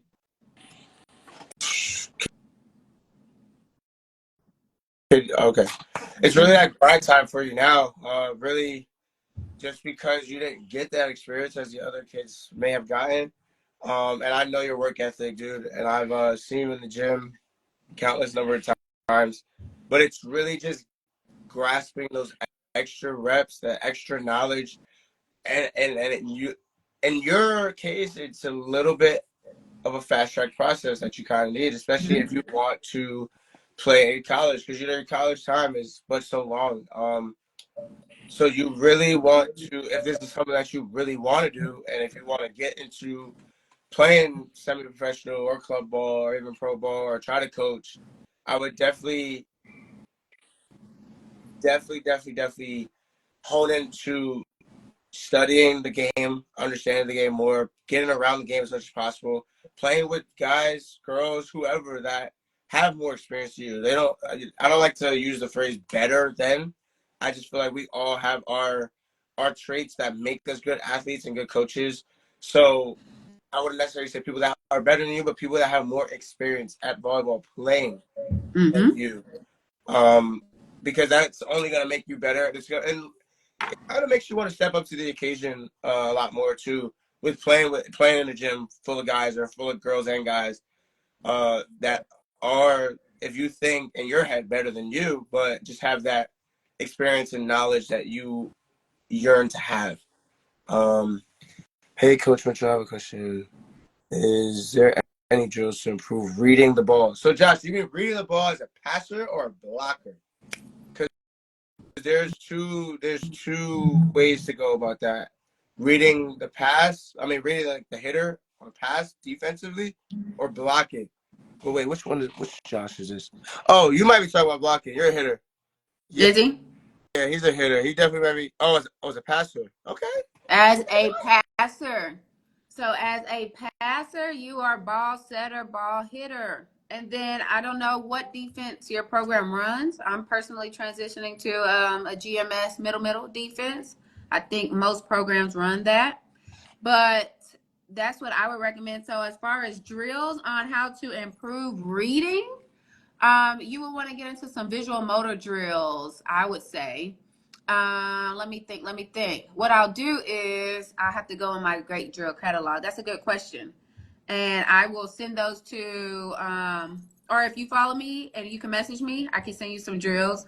But how to improve reading the ball? It's all about your eye sequence at the end of the day, and it's all about your ability to stay calm and not panic at the time of contact. At the end of the day, it's not, and any kind of drill can get that done.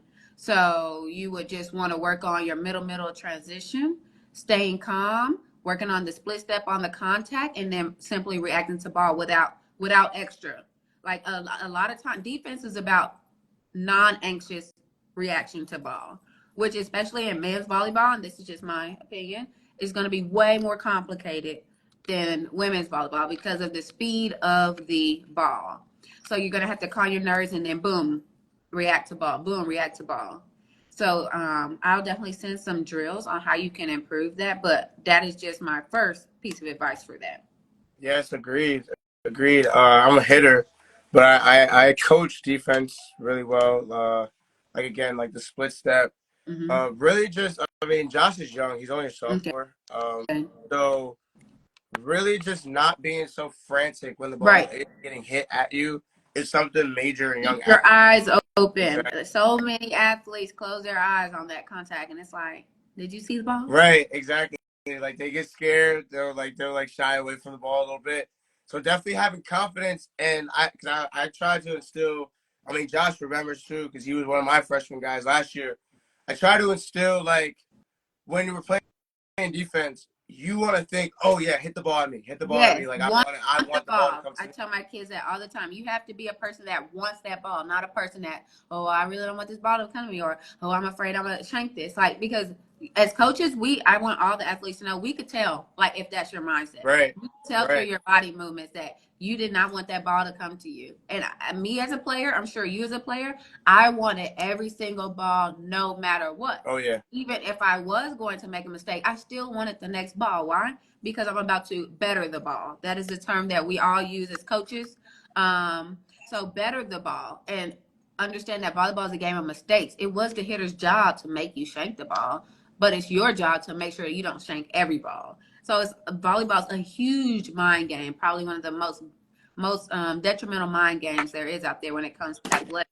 So stay calm, keep your eyes open, pay attention to where your block is. When you get older in this game, Coach Clark said it best, it's about studying.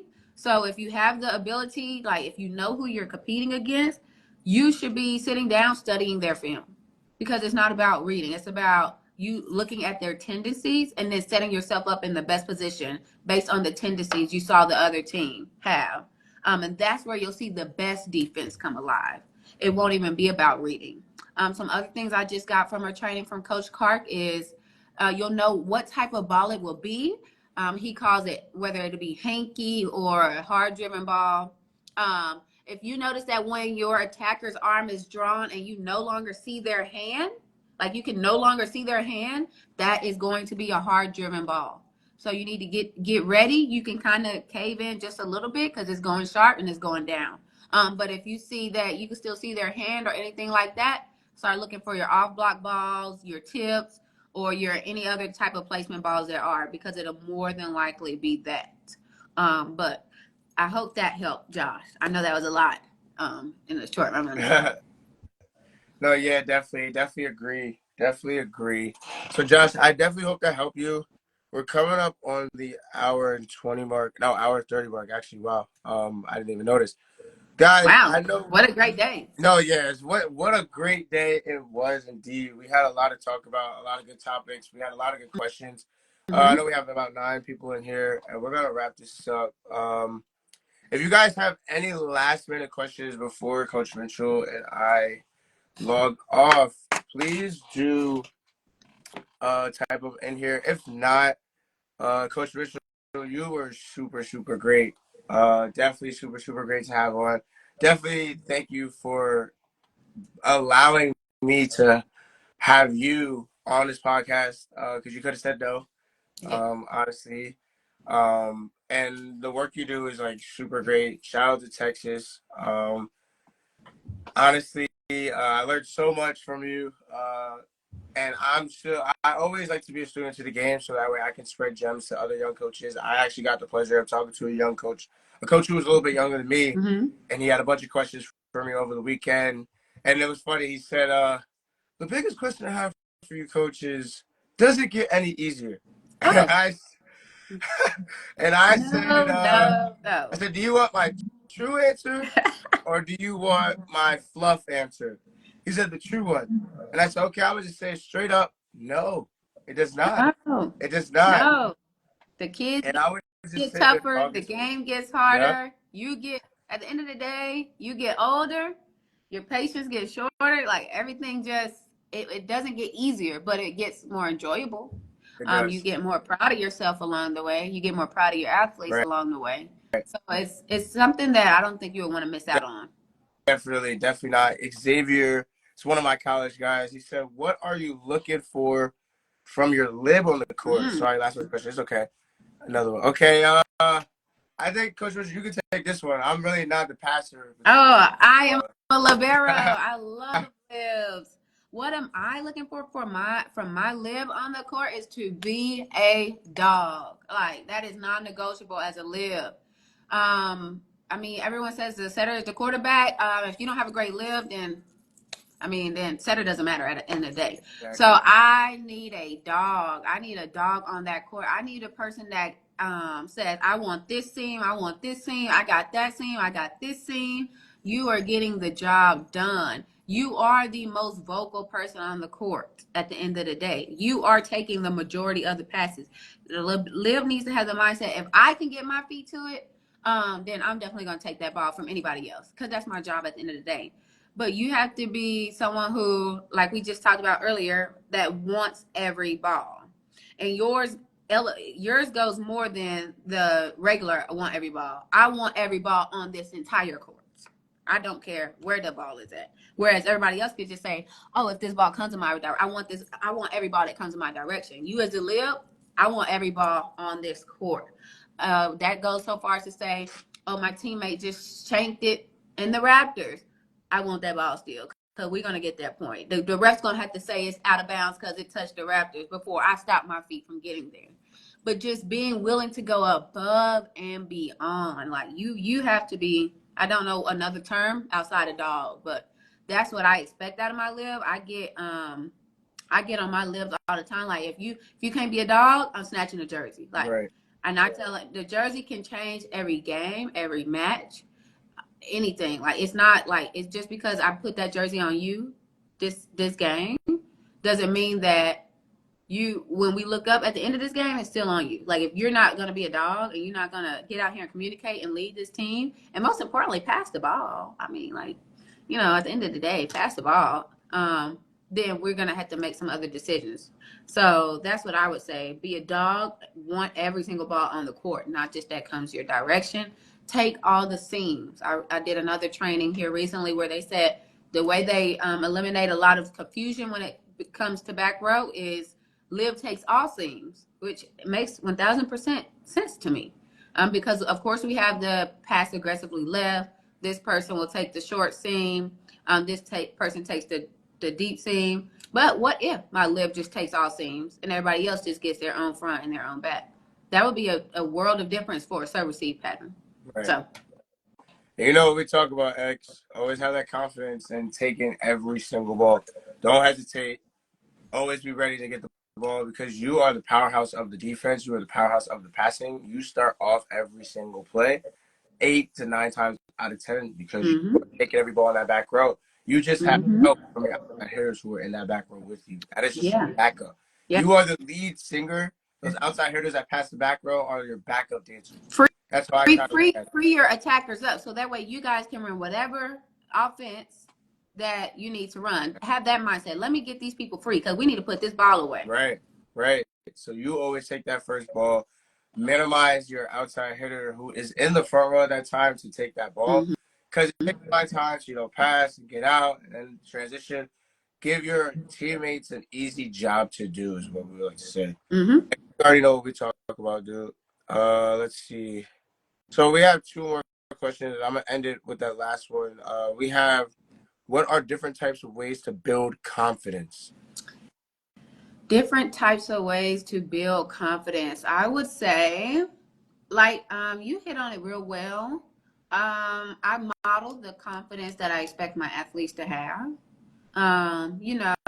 Especially in women's sports or just in our area, we'll get I can still come in here tacky as whatever. And then, oh, girl, you look a mess. I look great. Check yourself.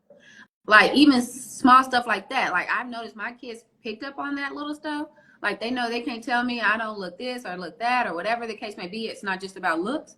But now when I hear them talking and I might hear maybe a stranger saying something to them, they're clocking that. So just modeling, I would model. I don't know if this is an athlete or not. Model the confidence that I want people around me to have. It's just not athletics. I do this to my scholars that I teach as well. And then outside of that, how much time do you spend alone reflecting on your own confidence? You have to get vulnerable with yourself to just see how confident are you, then to see how much confidence you need to build. Figure out what triggers your lack of confidence, so that way you can start to do some exercises or techniques or whatever to not get into that space. But I think at the end of the day, to build ultimate confidence with yourself, you need to spend some alone time, figure out why you don't have confidence. I had a great talk with my kids. One person, and it wasn't confidence, but it was leadership, but her answer led back to confidence. I said, what's causing y'all not to step up and be leaders here? And I made every kid answer. And the best answer I got from that conversation was, I don't feel qualified to lead. When you hear that as a coach, what does that mean? Right. At the end of the day, you're not confident. That's what that means. Because why on earth will you not feel qualified to lead? That means you have no confidence in yourself nor your abilities. Okay? And at the end of the day, if you are a player, your confidence should not be determined on your skills.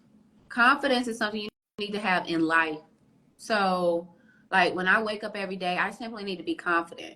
Whatever I'm doing in life, if I'm submitting a paper, if I'm at work and I got to make this cup of coffee for this person, I need confidence in all of those different things. Okay, so what we'll see, especially in young players, is, I can't pass the ball as well as her. Now my confidence is gone. Right. And we cannot let our skills go hand in hand with our confidence. I have to be confident no matter what.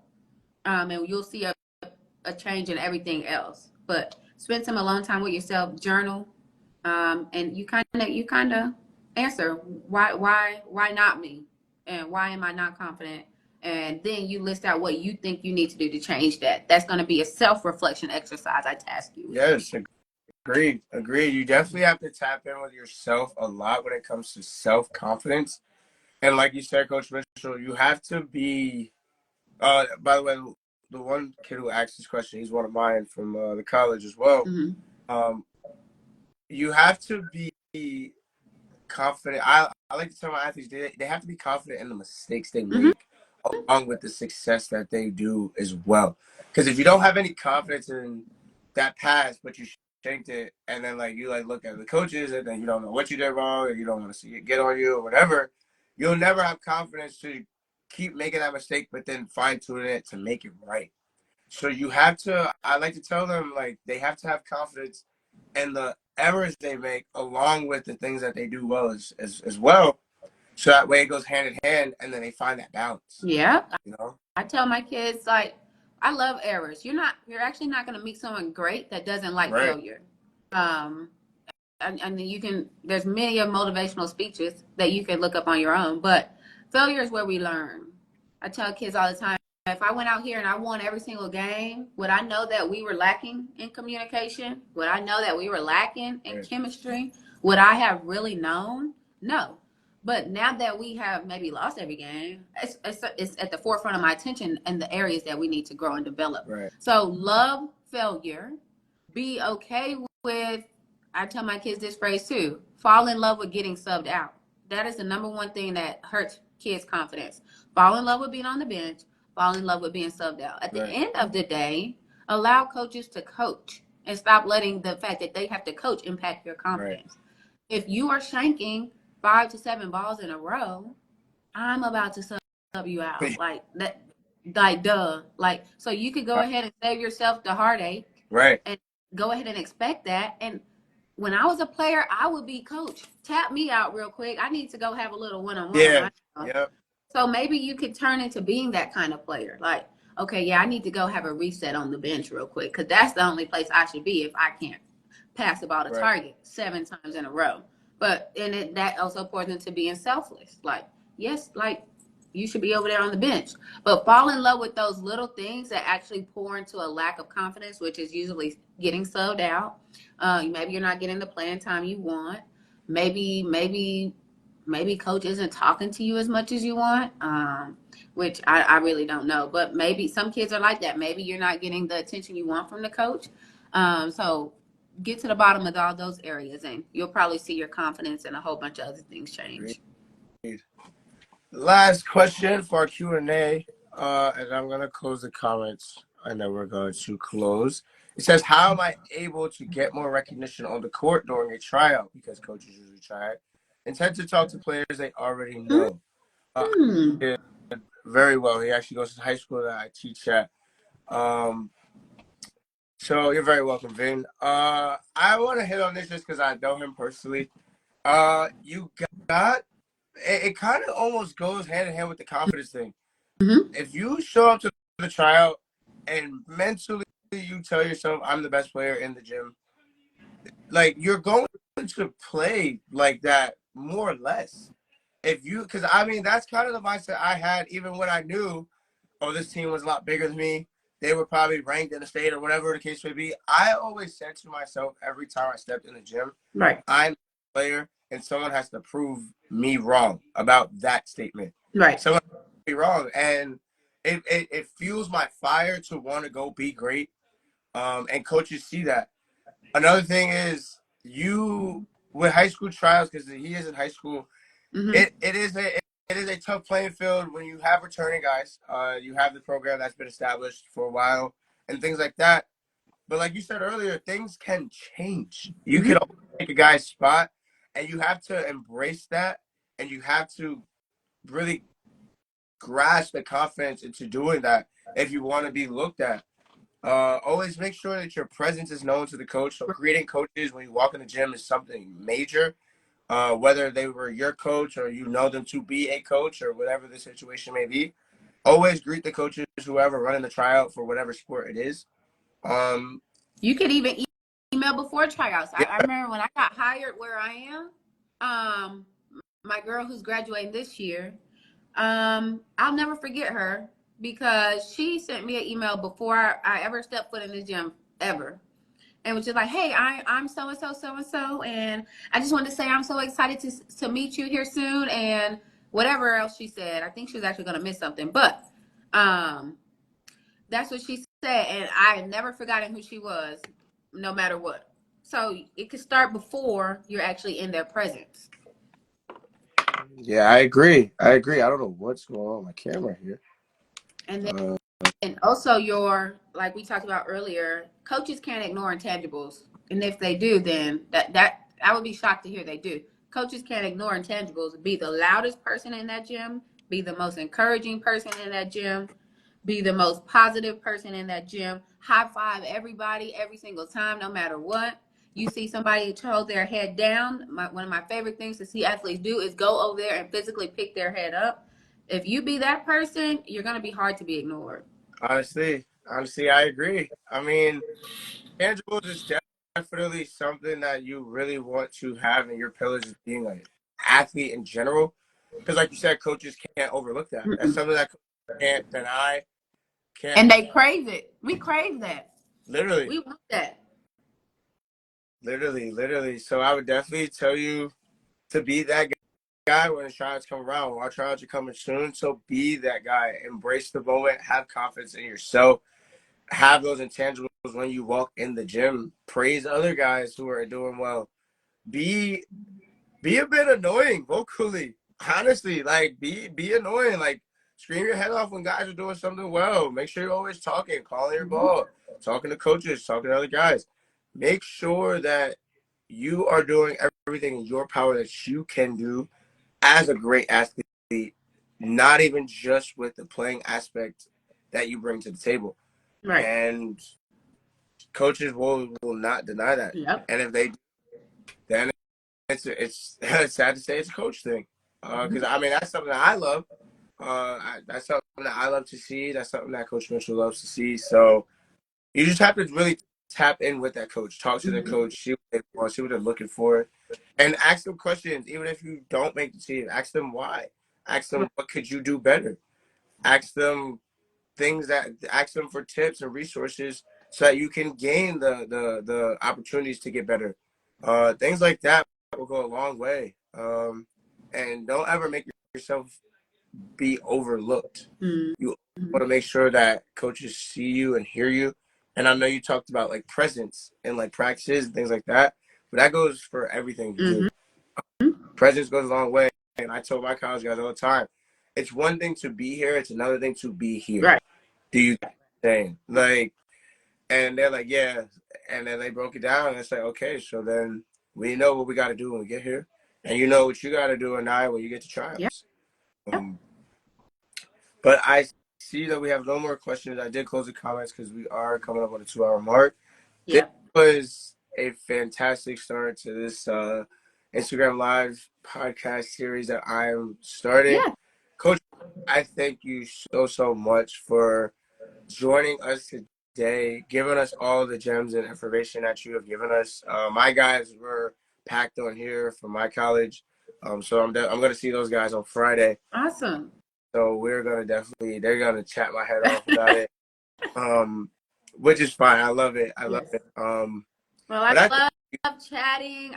This is, like I said, this was my first time ever doing a podcast or live or whatever. So I'm appreciative of you reaching out and getting the ball rolling for me, and encouraging me to. I mean, you reached out and did this. I always shout out to a guy named Chad. Chad encouraged me to start kind of doing the same thing, getting more of my philosophies and stuff in writing. So that's something I'm working out, and launching like some guides and stuff that will be on my store website here soon. But I'm definitely, like I said, I'm getting into more of mentoring coaches. So that is what I look forward to. I love that we got to do this. I love being able to tap in with your athletes.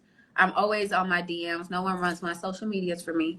So if you or your kids ever have questions, send it over, and I will always respond. Will do, and I hope you guys are hearing that. So don't flood Coach Mitchell's inbox too crazy. But no, definitely, and I definitely will be reaching out. Just if I have any questions, and just to even just chat and make another episode going. I do have a line of coaches that I did want to get the ball rolling with. Yes. But down the line, if you're willing and God willing, we can definitely do this again. Yeah. This was a great start, like I said, and you've definitely given me a lot. So you are definitely like on the way with that coaching mentorship, because you definitely helped me a lot with some of the things that I thought I had a good grasp on. But there's always a learning opportunity in this life. As long as we're still alive and we're getting day by day, there's always something to learn from anybody. There's always room to learn, and I always try to stay a true student to the game. Correct. And you definitely poured out so many gems in this stream. I appreciate you again. I hope all is well. I don't know if you're in your coaching club season now, so definitely good luck with the rest of the season. Again, congrats again with this weekend at your MLK weekend tournament. I know your girls did phenomenal over the weekend, and I wish them nothing but greater success as they grow. I mean, they're getting great gems from a great coach, so I don't see why that won't happen. Thank you. Yes. So without further ado, everyone, thank you guys for staying this long with us. I know I said like an hour or so, but we were talking, and that is okay, because it was a lot of great information here. I do hope that Coach Mitchell comes back, and I'm glad that you guys were able to grasp and retain the things that her and I were both talking about and said. Again, if you guys have any questions for Coach Mitchell or myself, like she said, no one runs my Instagram pages. So you guys can feel free to reach out to me. Definitely reach out to Coach Mitchell. Get that other insight from a different perspective and different point of view. And then without further ado, this is the end of the Volley We Trust podcast, episode 1. Congratulations. Thank you. We will see you guys soon. We will see you guys very soon. Everyone take care. Enjoy the rest of the week. Coach Mitchell, I will talk to you soon. Yes, thank you. Bye-bye. Thank you.